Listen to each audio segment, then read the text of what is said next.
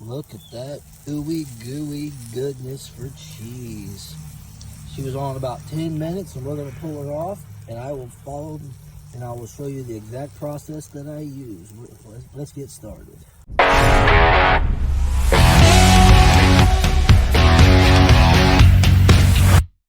Hello everyone, this is Addicted to the Q. I'm Brad. Today we are going to make tri-tip, but I'm going to try something different. I'm going to slice it and put it on bread, kind of like a Delmonico style with cheese.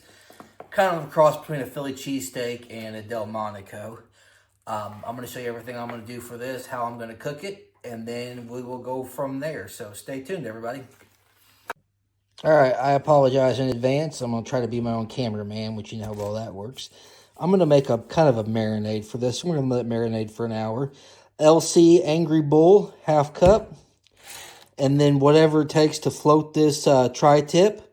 So I will mix this up, and I'll show when I mix it, and then we will get the tri-tip in there. Actually, I used about a quarter cup. As you can see, as I'm still trying to cough from inhaling it. Then we're going to mix the beef broth in with it. I can get this open one-handed. Again. Just kind of enough to float it. And then I'm going to mix it up, and then I will put the tri-tip in it. I'll probably do about 30 minutes of it, and then I will flip it over and do another 30 minutes. We'll just put the whole thing in there. It can't be that much. It was a 32-ounce container of beef stock, and we're going to whisk that up and go from there. Just kind of whisk it up good enough.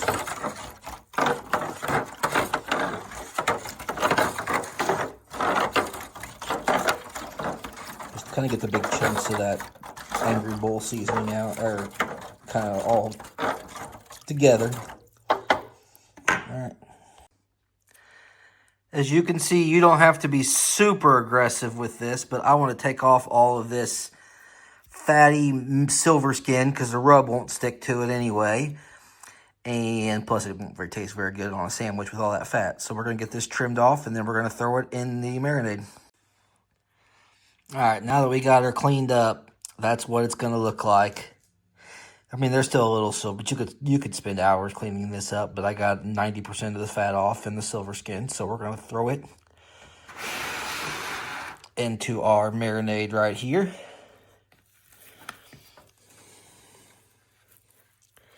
And I'm going to let this sit for 30 minutes, and then I will flip it over, and then we're going to rub it, and I'll show you how to set the grill up.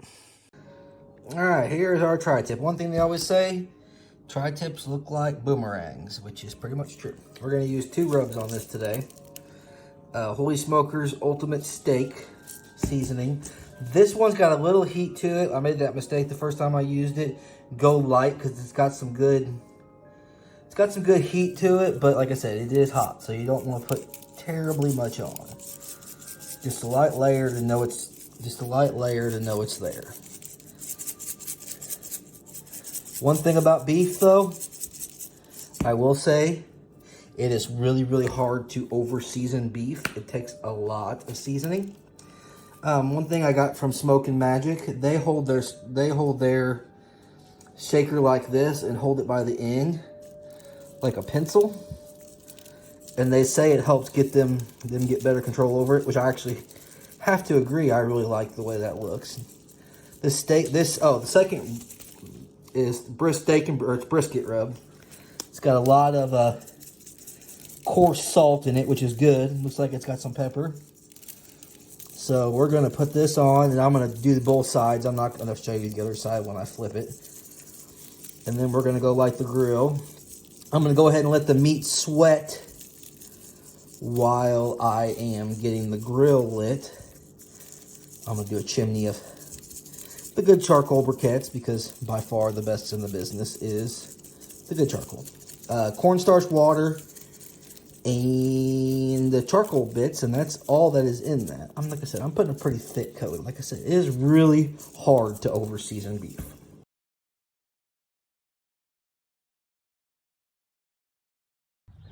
All right, I usually let it go when the smoke pretty much subsides, and you can see that there's orange there.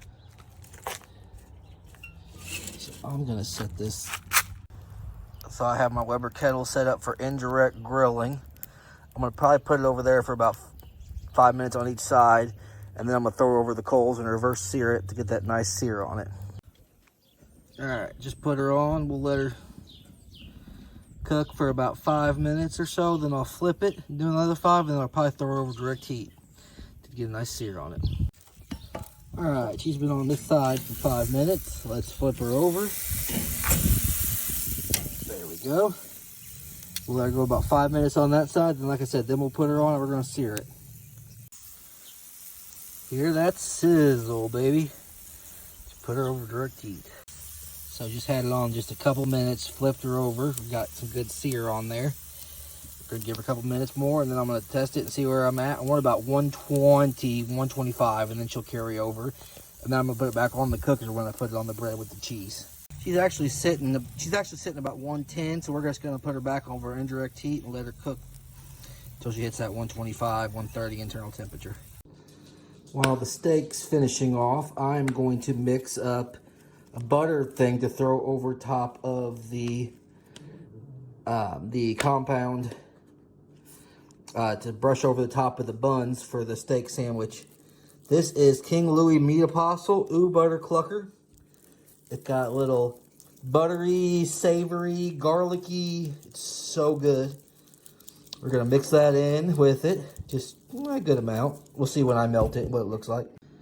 And here is our butter mixture that we're gonna throw on the buns with the provolone cheese and the steak. All right, one good thing to note is you always cut a brisket or a tri-tip, preferably anything beef, against the grain. And you see how the grains are running this way? So we're gonna cut, you can't see this, horizontally. But I think a tri-tip, it changes a few different times. So we're gonna watch it as we go.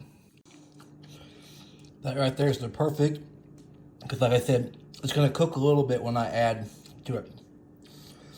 I let it rest about 20 minutes before I sliced it. All right, I'm gonna show you how I'm gonna build one of these sandwiches. I'm gonna put one of those right there. And I have a little piece here, so I'll do that. Oh, look at that juice. Then I'm gonna put, because I love cheese, so I'm gonna put 2 round cheeses cut in half. That way it's perfectly on the bun. Put the bun on top. That.